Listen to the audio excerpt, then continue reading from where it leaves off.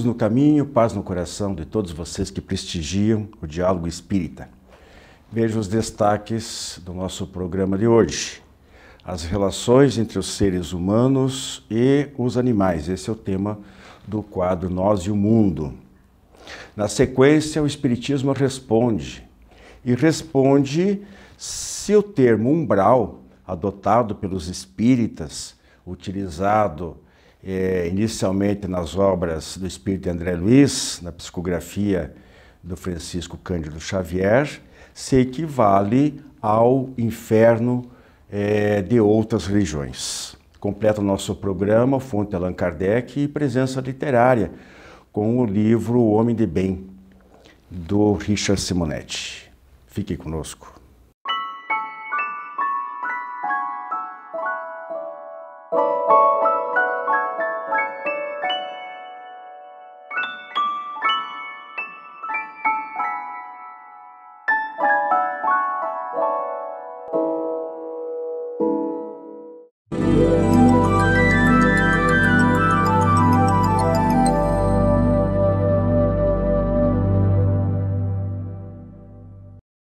Queridos irmãos, no quadro Nós e o Mundo de hoje, eu, Humberto e a nossa amiga Maria Ana, trazemos um tema para vocês e para a gente debater aqui com o título A Relação dos Seres Humanos com os Animais, que é um tema muito importante, principalmente nos dias de hoje, não é, Mariana? Isso mesmo, né, Humberto? Nós temos visto que essa relação entre o homem e os animais, ela é crescente. Nós vimos que os lares, eles têm, a maioria desses lares tem aí o seu pet, tem os amiguinhos de quatro patas, pode ser uma calopsita, peixinhos. Então nós vemos que essa relação, ela vem se modificando através dos séculos, né? Antes os animais ali, eles eram usados para o trabalho, né? Eles não tinham descanso, eles ajudavam na agricultura, eles ajudavam no transporte. E com o passar dos anos fomos vendo que esses animais domesticados, eles trazem benefício tanto para o homem como também para eles, né? Nós vamos ver, existem as terapias com os animais, né? Onde são usados ali para tratar crianças com autismos, pessoas mais idosas. Então os animais, eles vêm ganhando destaque cada vez mais dentro dos nossos lares, mais respeito.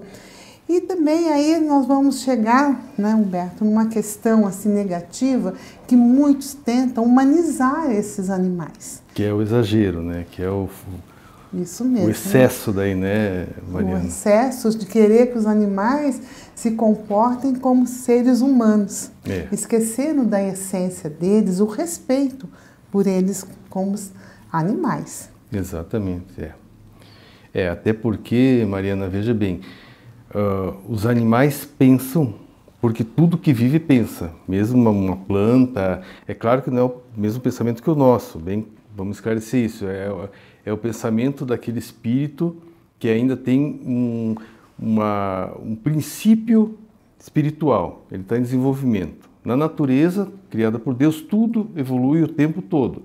Então começou lá nos minerais, vem para os vegetais, vem para os animais. Os animais seriam, vamos dizer, um estágio anterior ao humano, né? Seriam nossos irmãos mais novos e que a gente deve esse cuidado a eles, não é verdade? Então, os animais, eles choram, você pode ver pelos pets, né? Choram, eles se emocionam, eles ficam tristes, eles ficam alegres. Então isso nos coloca a importância e a responsabilidade que temos com os animais. Tanto é que essa evolução até que você citou, antigamente usava-se um cavalo e dava chicotada, batia e maltratava, né? Com arreio, não tratava bem, o cavalo ficava magro e ia se usando até que o animal morresse.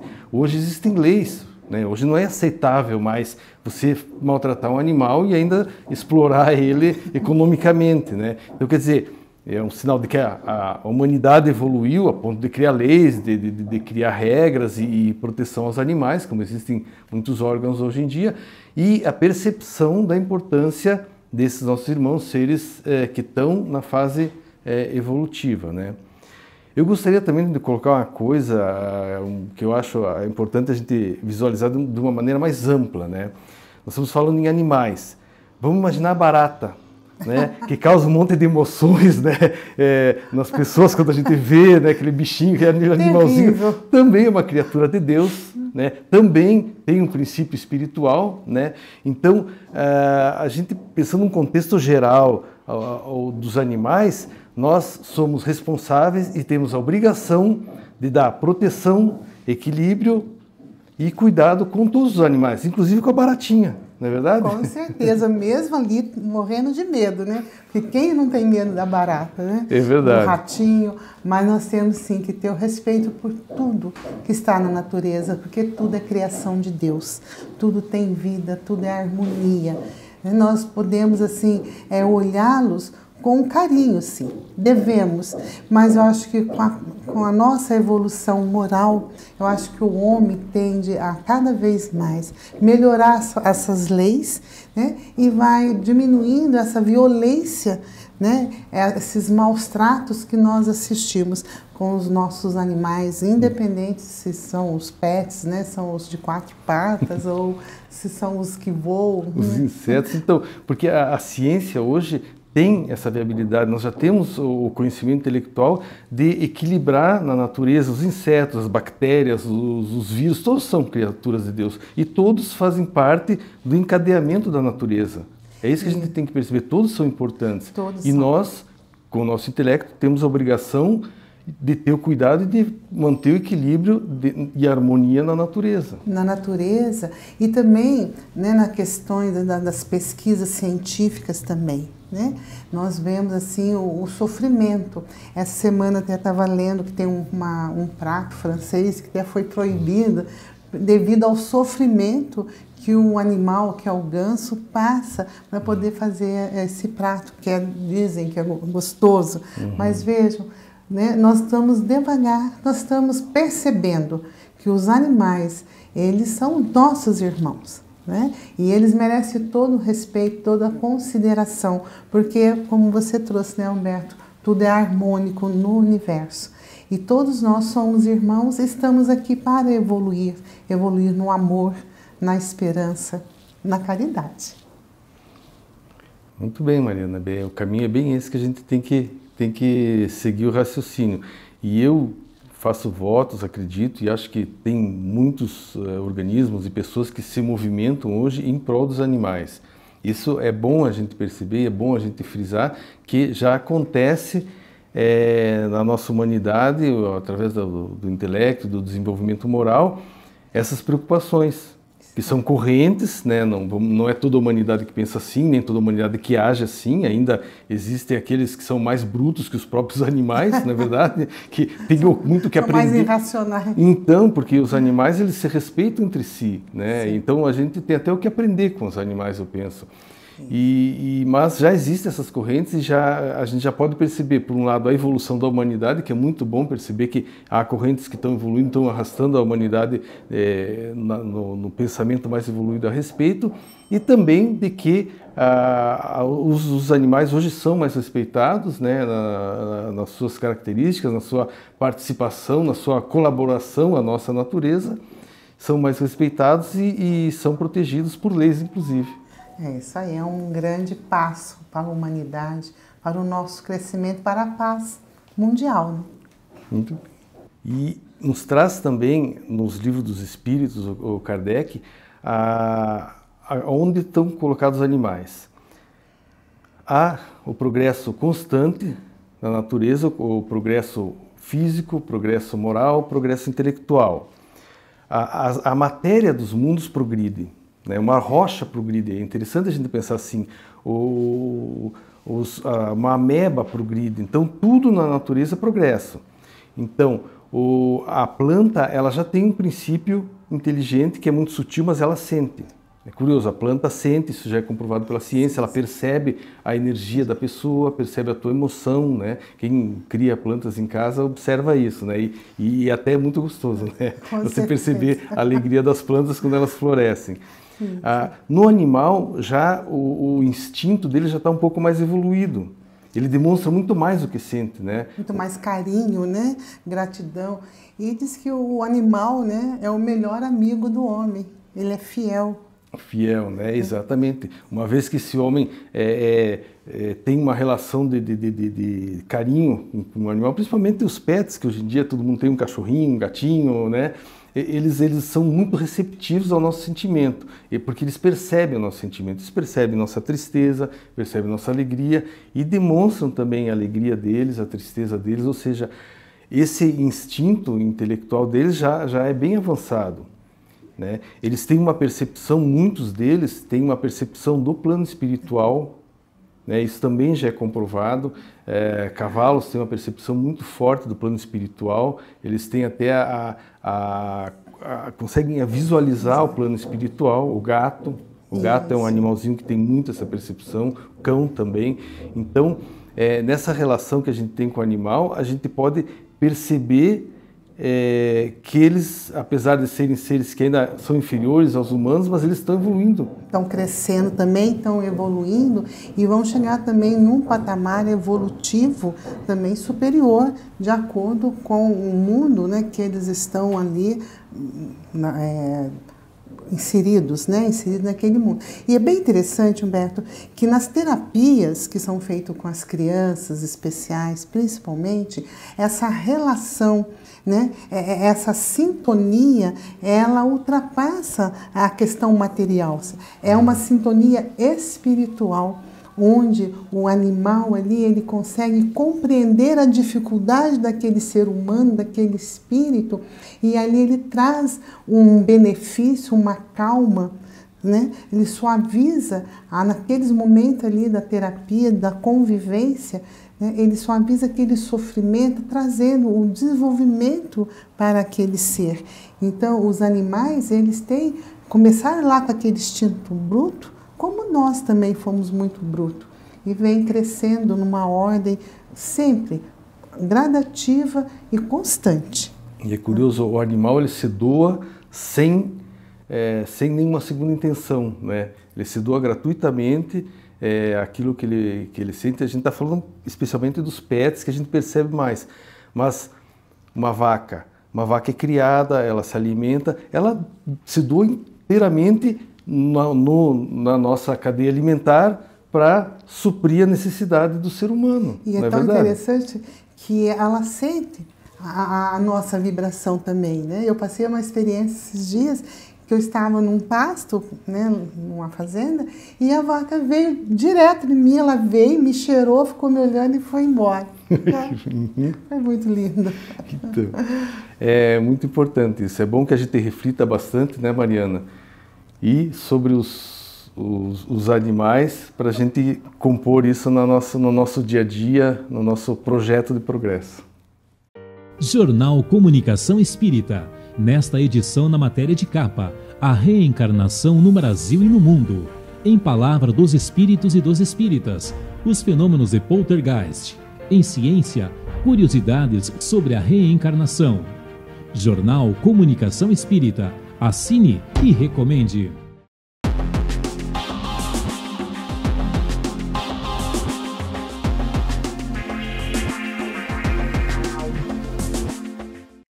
Olá, amigos! No quadro Espiritismo Responde de hoje, temos uma questão bastante interessante. Vejam só, o umbral para os espíritas é a mesma coisa que o inferno que consta na Bíblia?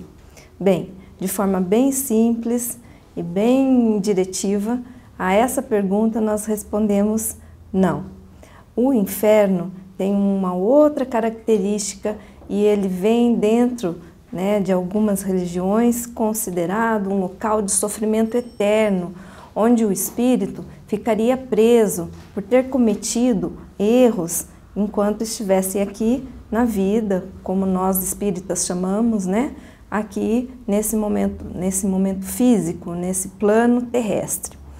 E aí a pessoa cometeria os seus enganos, os seus equívocos, por suas dificuldades morais, ou alguma outra dificuldade, e estaria condenado a ficar nesse vale de lágrimas, nesse lugar de fogo eterno ou de eternas privações e sofrimentos.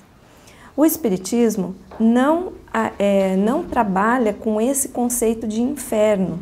No entanto, a partir de André Luiz, com a psicografia de nosso querido Chico Xavier, no livro Nosso Lar, por exemplo, podemos citar um pouquinho a respeito do umbral.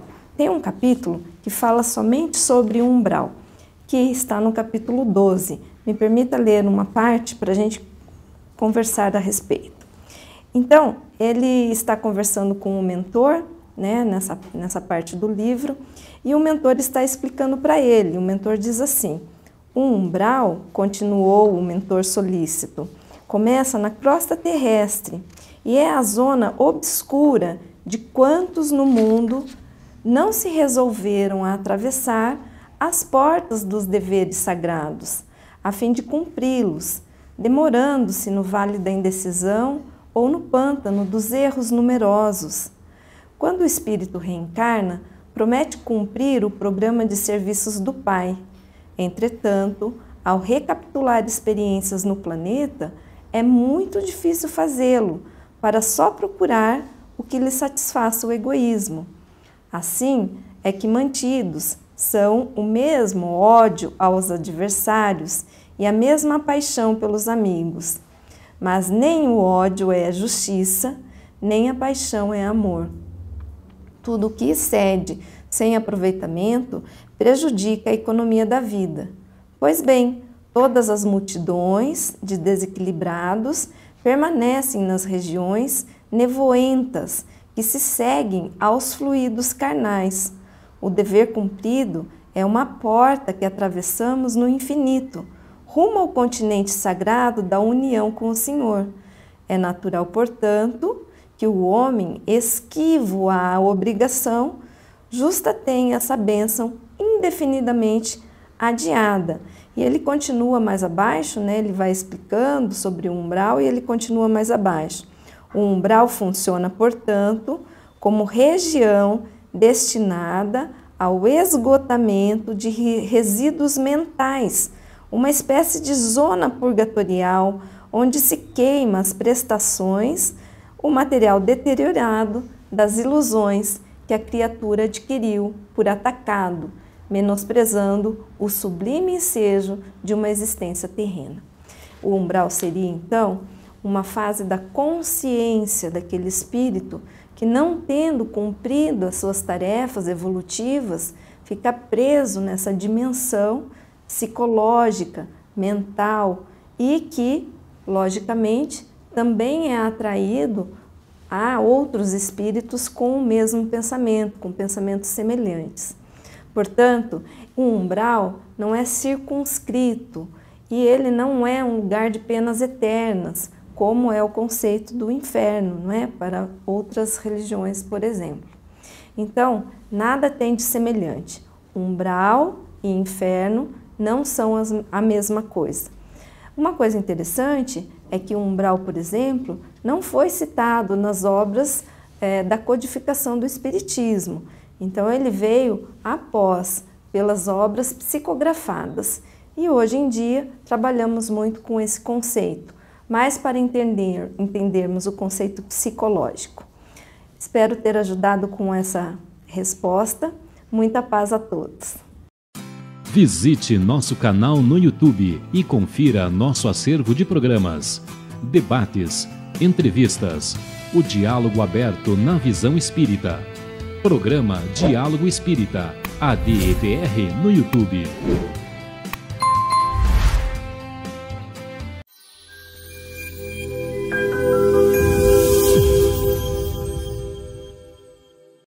Internautas e telespectadores que prestigiam o programa Diálogo Espírita. As Três Dores foi o tema escolhido para o quadro Fonte Allan Kardec de hoje. No cimo do monte denominado Calvário, foram erguidas 3 cruzes. Na do meio, Jesus, o Cristo de Deus, foi justiçado. Nas laterais, 2 ladrões crucificados. À direita, Dimas, e à esquerda, Gestas. Vinícius, na obra Em Torno do Mestre, equipara essas 3 cruzes a 3 dores. A do centro é a dor de quem ama sem ser amado nem compreendido. A dor que tormenta, a dor que tortura, no anseio de realizar o bem maior. A dor que abrasa. A cruz de Dimas alegoriza a dor do arrependimento, a dor que regenera, converte e salva. A dor da redenção, que liberta o espírito das trevas. A cruz de Gestas representa a dor blasfêmica, a dor da vitimização, a dor enfurecida do orgulho vencido, a dor da reclamação. Vinícius compara a dor ao fogo, sendo seus efeitos benéficos e salutares ou destrutivos e aniquiladores. Assim, a dor pode ser benéfica segundo a maneira por que a recebemos e o modo que a suportamos. Diz-nos Vinícius: a dor de Dimas é o fogo que redime, eleva e purifica o espírito. A dor de Gestas é o fogo que devasta as florestas do orgulho revoltado, desprendendo chamas rubras e fumo negro. A dor do Filho de Deus é a luz que ilumina o mundo, que acorda as consciências adormecidas, que enobrece os corações, afinando as cordas do sentimento. Esta última modalidade da dor é desconhecida dos homens. Ela só atinge os anjos e os deuses. Que cada um de nós desperte para o benefício das dores profundas que carregamos em nossas almas como consequências de ações pretéritas, compreendendo a necessidade do arrependimento e da regeneração, para que um dia, espíritos libertos, sejamos anjos de Deus.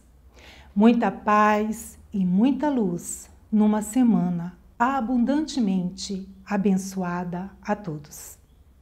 A Associação de Divulgadores do Espiritismo do Paraná precisa de você para manter no ar este programa.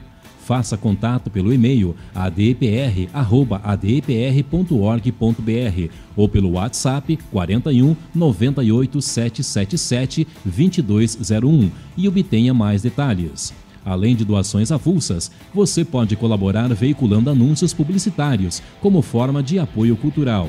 Divulgue o seu produto ou serviço para toda a região metropolitana de Curitiba, com alcance nacional pelo nosso canal no YouTube. Os valores dos anúncios são incríveis, muito abaixo dos praticados no mercado. Informe-se. Ajude você também a fazer o diálogo espírita cada vez melhor.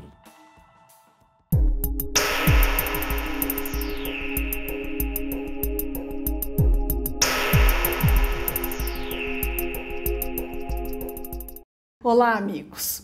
No quadro Presença Literária de hoje, nós vamos relembrar um livro do Richard Simonetti, O Homem de Bem. Esse livro foi impresso em homenagem aos 150 anos da publicação do Evangelho segundo o Espiritismo e busca trazer de forma lúdica, de forma leve, relacionando as lições do Evangelho ao nosso cotidiano, a mensagem de Jesus, numa linguagem simples, acessível a todos nós.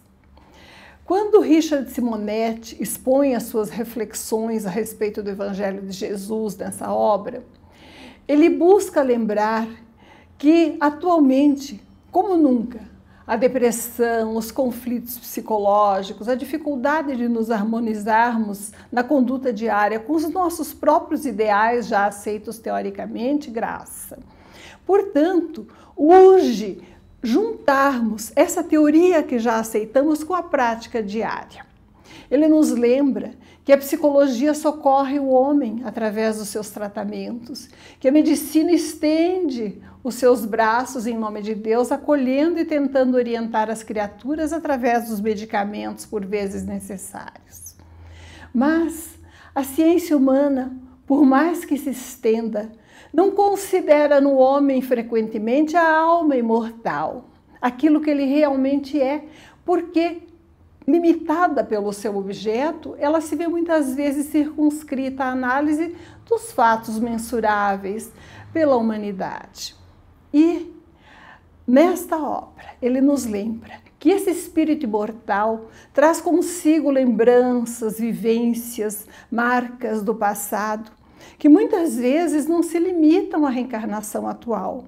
Essas sombras que limitam a nossa liberdade, que nos direcionam, que muitas vezes nos trazem angústias inexplicáveis pela atualidade, estão muitas vezes com raízes fixadas num pretérito milenar, em que infringimos a lei divina, manchando a nossa própria consciência e perdendo a tranquilidade e a harmonia com que fomos criados para a vida que Deus nos desejava orientar a seguir. E para reequilibrar-nos como espíritos imortais, para adquirirmos novamente a alegria de viver e a plenitude da existência na Terra, possível a todos nós, certamente. É preciso relembrar as lições que Jesus nos ensinou. Viver com liberdade significa ser escravo dos próprios deveres, cumprir as obrigações.